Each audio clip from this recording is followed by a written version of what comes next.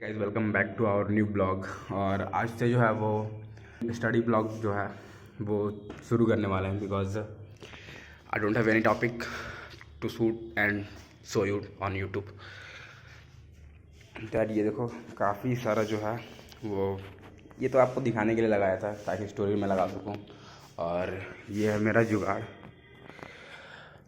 Tripod के ऊपर जो है वो गिम्बल सेट कर रखा है। तो अभी जो है वो सामने वाले टेबल पे जो है जहाँ पे आप ये सब देख रहे हो कबाड़ा हुआ पड़ा है, तो यहाँ पे जो है मैं इन सभी कॉपी किताब बाकी लैपटॉप है और उस सबको वहाँ पे शिफ्ट करने वाला हूँ अच्छे से ताकि मैं स्टडी ब्लॉक कर सकूँ। तो अभी सबसे पहला काम जो है वो इसे सेट करना है, तो सेट करते हैं अभी।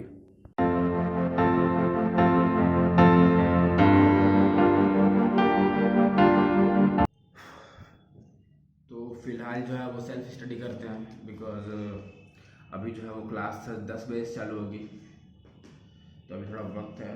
तो सेल्फ स्टडीज़ करते हैं। टेबल काफ़ी छोटी थी तो सारी कापी किताब उठा के जो है वो मैं नीचे रख चुका हूँ, बट कोई बात नहीं है, तुम्हारा भाई जो है वो देख लेगा सब कुछ। तो बाद में टेबल बड़ी कर लेंगे, नई टेबल लेकर आएंगे दोबारा। तो अभी जो है उसी से काम चलाते हैं। फिलहाल जो है वो भाई बहुत सारा पढ़ना है, तो धीरे धीरे जो है वो एक एक टॉपिक कवर करेंगे जो कि मेरे लिए काफ़ी हार्ड है। आज तक तो मैं भैया कैसे पढ़ता है मुझे खुद नहीं पता है। तो आप लोग बताना कि कैसे स्टडीज़ करनी चाहिए बिकॉज रुका रुका मैं पढ़ा हूँ, जो कुछ पढ़ा हूँ एक आध चैप्टर स्टार्टिंग्स के, बट कुछ कंप्लीट नहीं है, सारा जो है वैसे ही के ऐसे ही बाकी है। तो ये सब जो है वो कवर करने वाला हूँ मैं स्टडी ब्लॉग्स में। तो मुझे नहीं पता कितनी वीडियोस जाएंगी, 100 200 आई डोंट नो। तो जितनी भी जाए मस्त एकदम डेली ब्लॉग अब चलेगा ताकि आप लोगों से डेली जो है वो मुलाकात हो, बात हो और थोड़ा सा मुझे इधर फोकस करना पड़े। ऐसे तो भाई मैं उठूँगा सुबह, घूमूँगा, 11 बजे तो उठता हूँ मैं ऐसे और सोता हूँ रात के 5 बजे तक। तो थोड़ा सा मतलब मेंटेन करना पड़ेगा काफ़ी कुछ। तो हिस्ट्री का सेकंड चैप्टर पढ़ने वाला हूँ बिकॉज फर्स्ट चैप्टर जो है वो कवर हो चुका है मेरा, मैं वो बताया था। तो सेकंड चैप्टर आज पढ़ेंगे, देखते हैं कि क्या कुछ होता है इसमें। Time lab start.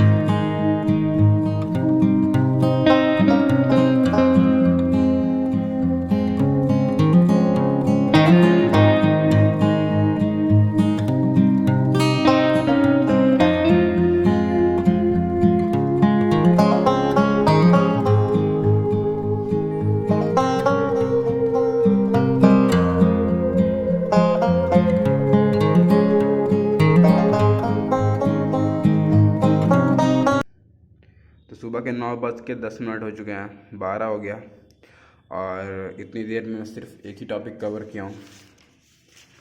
वो टॉपिक है ये प्रारंभिक राज्य 16 महाजनपद। तो पहला टॉपिक यही था और अब दूसरा टॉपिक जो है वो मगध सर्वाधिक शक्तिशाली महाजनपद, जो मतलब कि ये जो है वो 16 महाजनपद में से सबसे ज़्यादा शक्तिशाली जो था, मतलब बहुत ज़्यादा जो ताकतवर था वो मगध साम्राज्य था। तो अभी इसके बारे में पढ़ेंगे, उसके पहले मैं थोड़ा ब्रेकफास्ट कर लूँ और फिर आप लोगों से जो है वो मिलता हूँ। A few minutes later. तो दोस्तों सुबह के 10 बज चुके हैं और मैं आ चुका हूँ अपने स्टूडियो, यानी जहाँ पे भी मैं पढ़ता हूँ।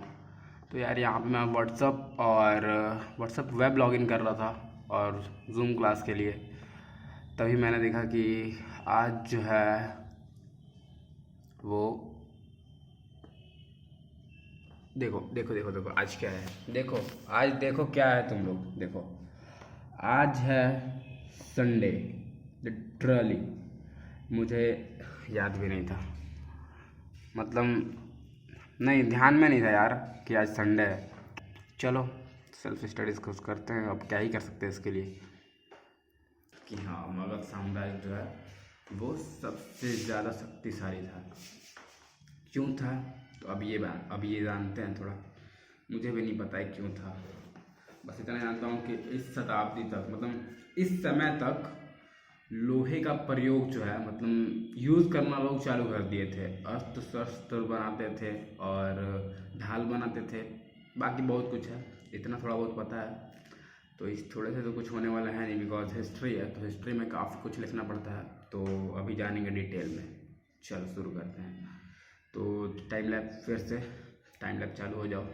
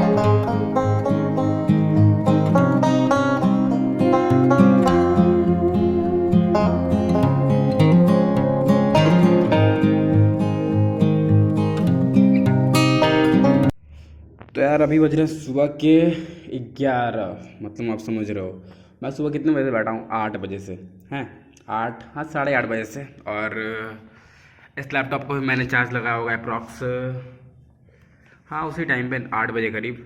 और ये देखो उससे भी बड़ा वाला कर लिया मेरा, मतलब आज तो संडे था ही बट चार्ज देखो, मैंने लैपटॉप को चार्ज में लगाया है और स्विच जो है वो ऑन करना भूल गया। और अब जब लाइट गई है तब मुझे ध्यान में आया कि यार लैपटॉप भी जो है वो, मतलब मैं देखा ही नहीं यार, एकदम मतलब होता है ना कि यार आज पूरा दिन ही साला चुतियापा हो रहा है एकदम। मतलब पहले तो आज संडे था, ऑनलाइन क्लास का वेट कर रहा हूँ, बताओ संडे के दिन कौन ऑनलाइन क्लास का वेट करता है। और फिर ये देखो, मतलब अभी जो है वो लैपटॉप जो है वो चार्ज ही नहीं हुआ, मतलब है थोड़ा बहुत चार्ज है, वही 25 या फिर 30% चार्ज होगा, बट पता नहीं यार क्या है, ध्यान से ही उतर गया था एकदम बिल्कुल। तो ठीक है कोई बात नहीं है, बट अभी मैं जो पढ़ रहा था मैं आप सभी को बता दे रहा हूँ कि मगध जो है वो बहुत ज़्यादा शक्तिशाली था 16 महाजनपद में। तो वो क्यों था, तो पहला जो उसका रीज़न है, इसके पास जो है बहुत अधिक जो है उपजाऊ ज़मीन थी, जो भारी मात्रा में इसको राशन, हाँ खाने पीने का अनाज जो है वो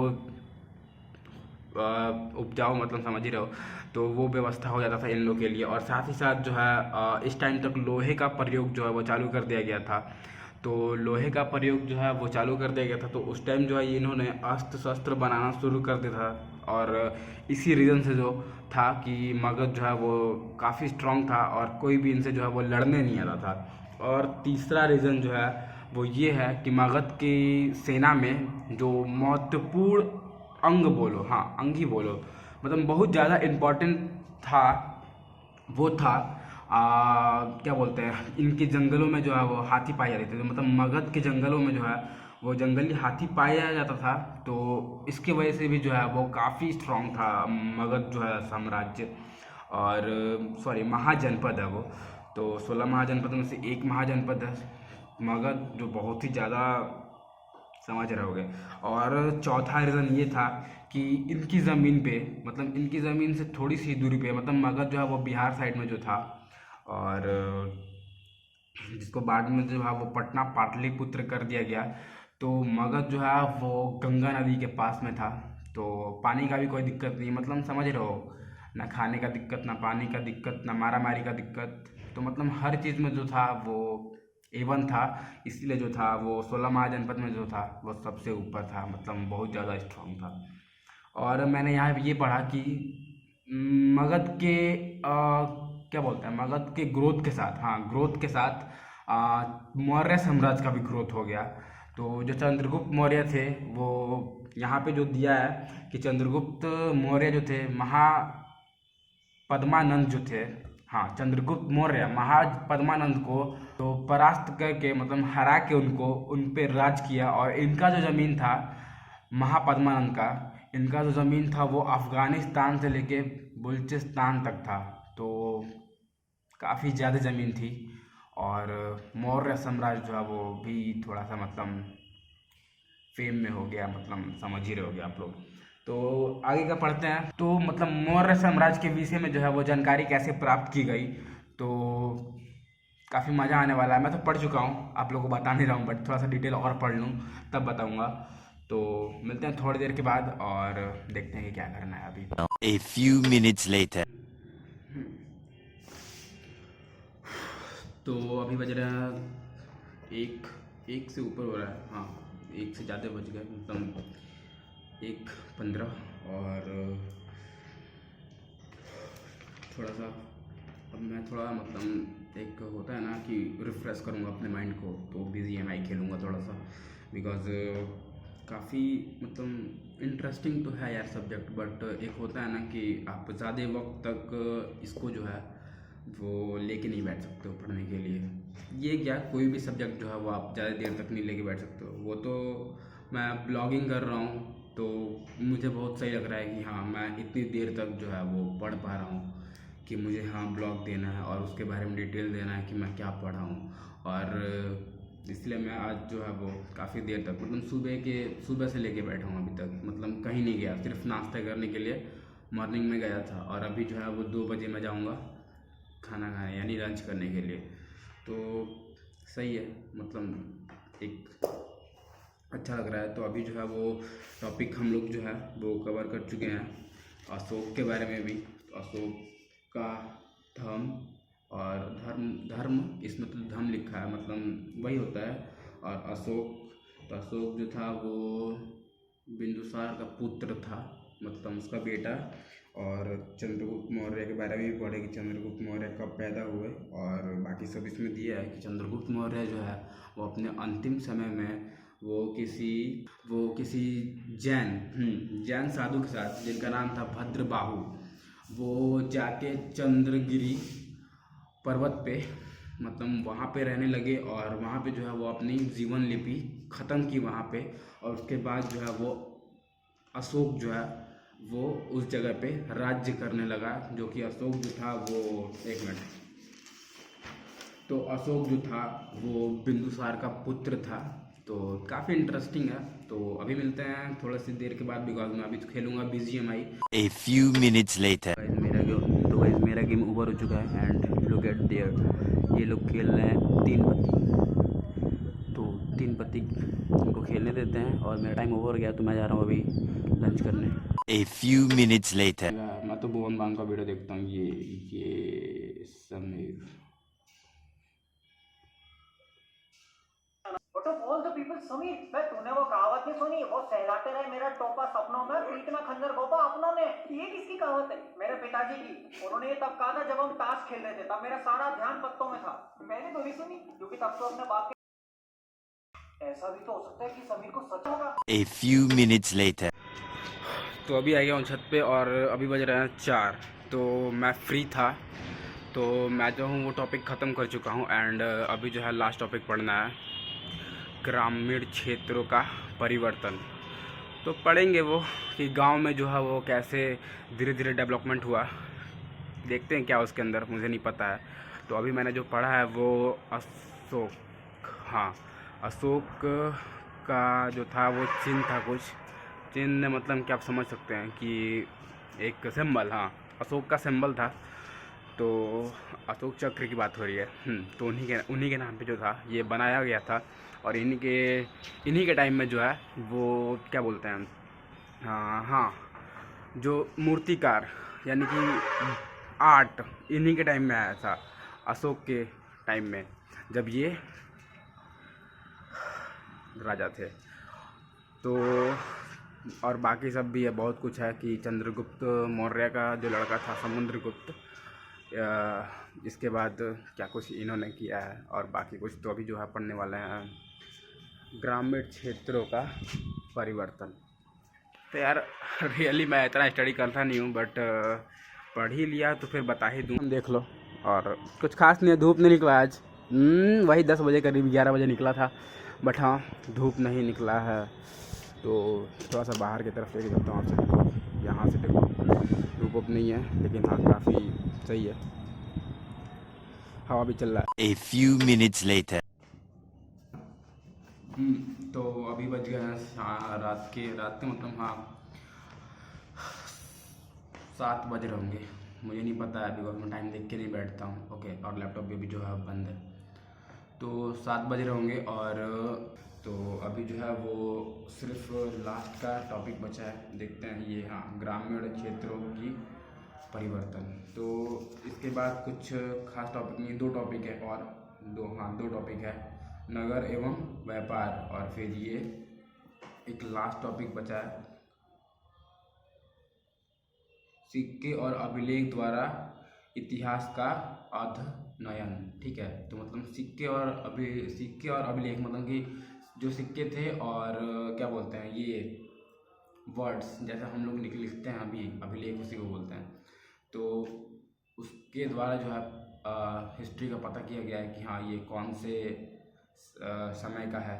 और सिक्कों की तरह सिक्के तो भाई बहुत ज़्यादा अहमियत रखते हैं, तो ये जो है वो बहुत ज़्यादा इम्पोर्टेंट है। तो इन दोनों की वजह से, सिक्के और अभिलेख की वजह से जो है वो पता चला है कि हाँ इस समय का है, और इनका जो राज्य है वो आया है, और ये लोग थे। तो पढ़ेंगे, अभी पढ़ता हूँ मैं, और हो सके थोड़ा सा वो इन तीनों टॉपिक के बारे में एट द लास्ट जो है वो डिस्कस करेंगे। डिस्कस मतलब कि मैं थोड़ा सा बताऊंगा, जैसे नगर एवं व्यापार। तो नगर के लोग जो थे वो व्यापार करने के लिए कहाँ कहाँ जाते थे, कैसे जाते थे, क्यों जाते थे, क्यों मतलब समझ ही रहे हो, व्यापार के लिए जाते थे, जाहिर सी बात है।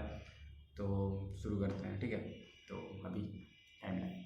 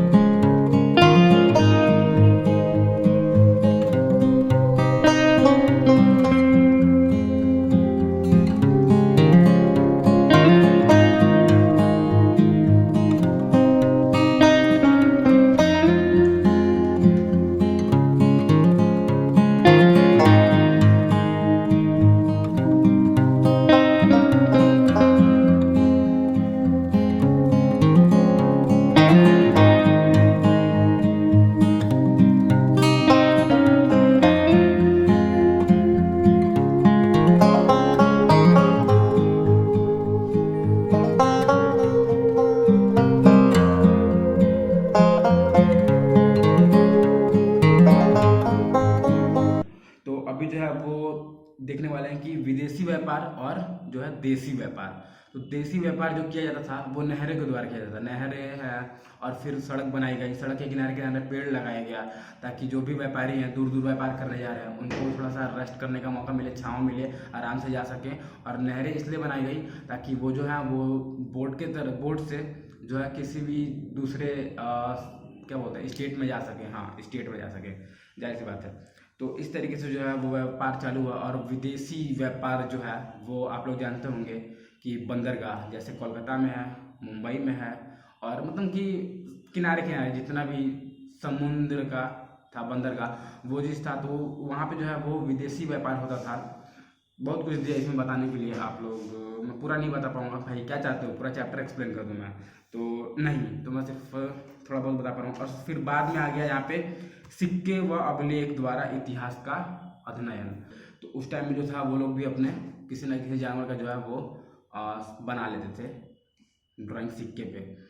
तो इसी वजह से जो था ये सब था। और अभी जो है काफ़ी कुछ बाकी है, यानी अभिलेख पढ़ना बाकी है मुझे यहाँ पे, अभी टाइमलाइन बाकी है कि कौन से BC में मतलब ईसा पूर्व में क्या हुआ था। ठीक है, तो ये सब जो है वो कल पढ़ूंगा। आज के लिए बस इतना ही, बिकॉज बाहर बहुत हल्ला हो रहा है तो मैं ठीक से नहीं दे पाऊँगा। तो अब कल से जो है वो जल्दी ब्लॉग ख़त्म करेंगे, बिकॉज काफ़ी लंबा हो जा रहा है और शोर भी हो रहा है रात के टाइम में। तो फिलहाल ख़त्म करते हैं ब्लॉग को। ओके, तो बाय।